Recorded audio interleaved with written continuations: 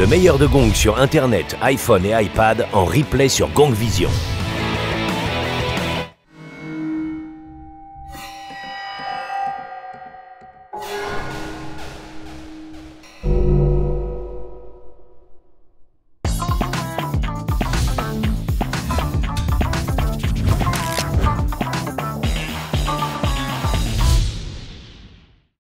Salut et bienvenue dans Podium. Aujourd'hui, à cause de la crise financière mondiale, on peut constater une augmentation du taux de chômage et retrouver un travail n'est pas chose facile.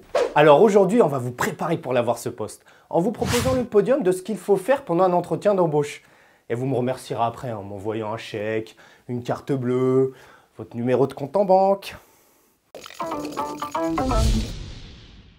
En troisième place, ne faites pas la gueule, souriez pendant l'entretien.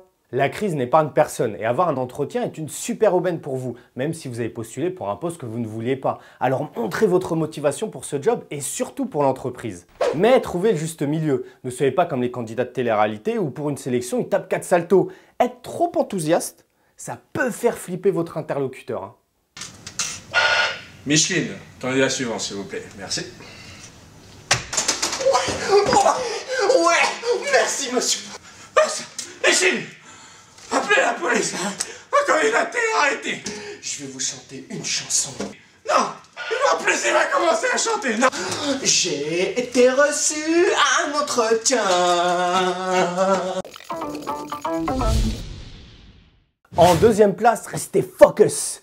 Soyez concentrés sur ce que vous dites.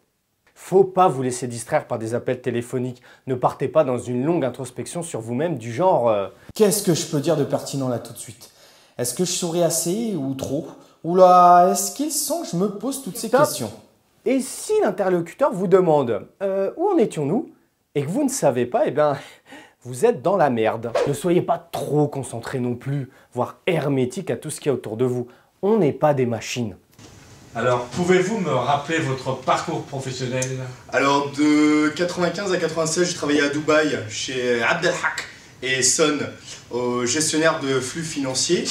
De plus, j'ai eu un poste à New York où j'étais responsable de tout ce qui est chèques et encaissement au sein de cette banque.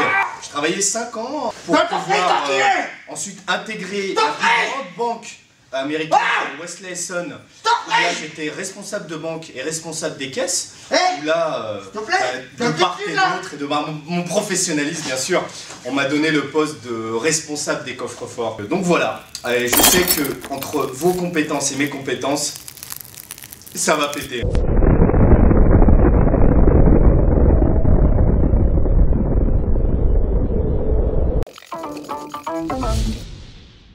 Et en première place, et c'est le plus important, soyez présentable.